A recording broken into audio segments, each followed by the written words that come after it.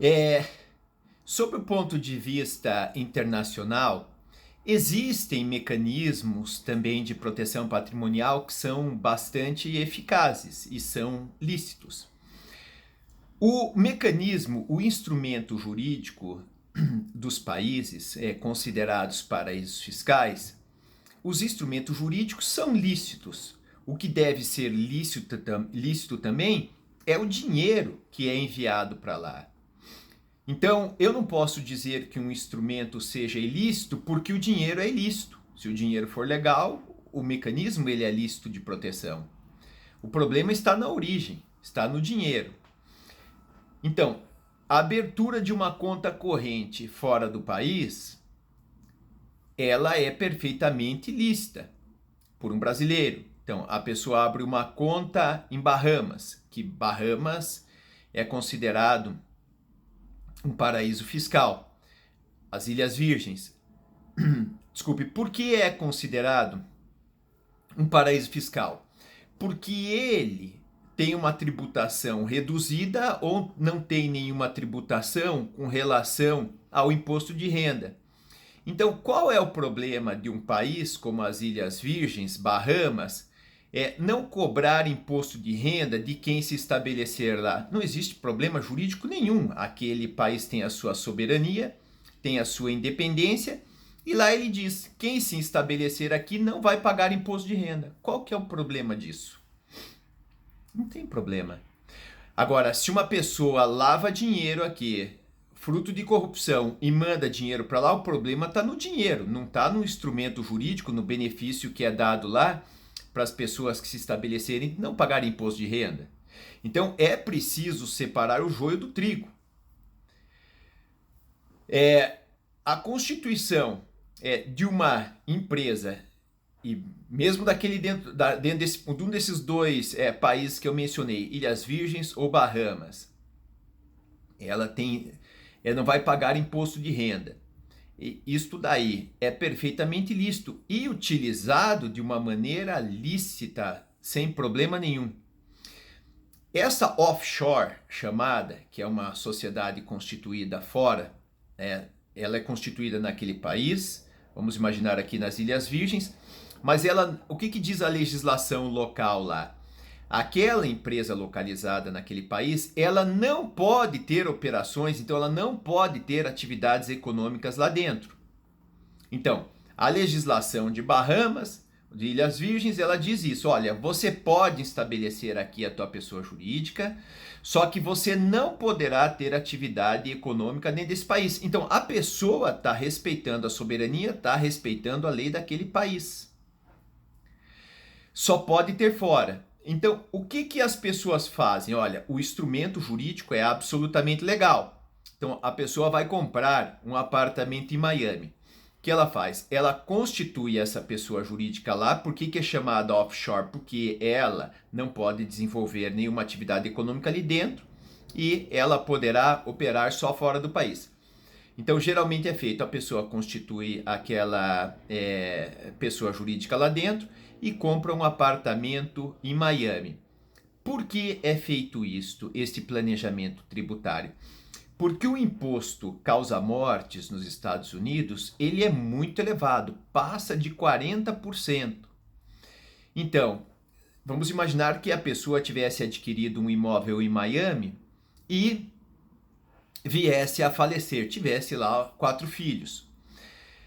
O imposto, o ITCMD deles, o ITCM, lá, o Imposto de Transmissão Causa-Mortes, supera os 40%. Imagine só, 40% desse patrimônio iria para o governo americano.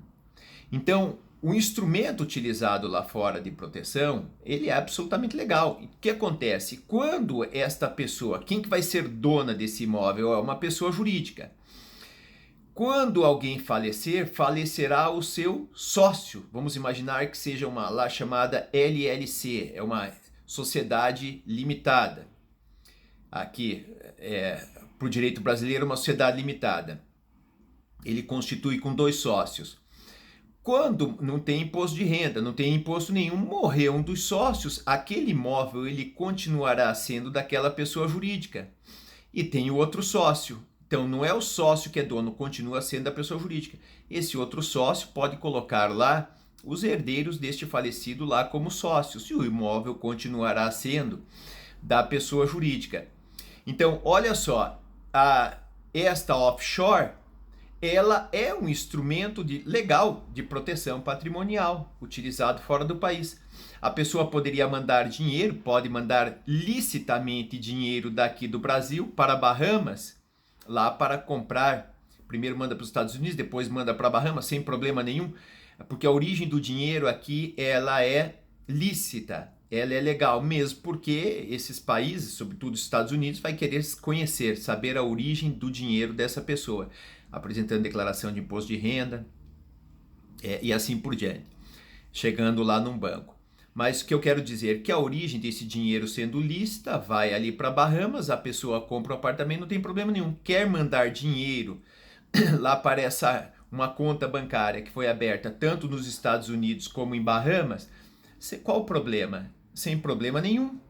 O dinheiro sendo lícito, que mal tem ter uma conta lá ou nos Estados Unidos, nesse caso, podia ser na Europa, podia ser em Liechtenstein, podia ser em outro país, não existe problema nenhum nisso, porque o instrumento jurídico lá, ele pode ser utilizado por qualquer pessoa. Se utilizam por mal, o mal é que tem que ser reprimido. A origem do dinheiro é que tem que ser buscada. Sendo ilegal, a pessoa vai ser punida pelo fato desse dinheiro ser ilegal, não pelo instrumento jurídico legal que tem lá e que pode ser utilizado e que deve ser utilizado de uma maneira, digamos, saudável.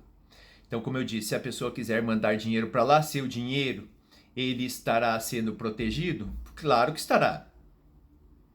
O imóvel, o dinheiro mandado para lá pertence à pessoa jurídica, não pertence à pessoa física aqui. Então, se a pessoa física aqui é devedora, para que o credor chegue até a conta daquela pessoa jurídica, ele deveria lá buscar uma apuração de haveres naquele país, daquele sócio, para chegar ao valor e dizer, olha, esse percentual aí pertence a ele.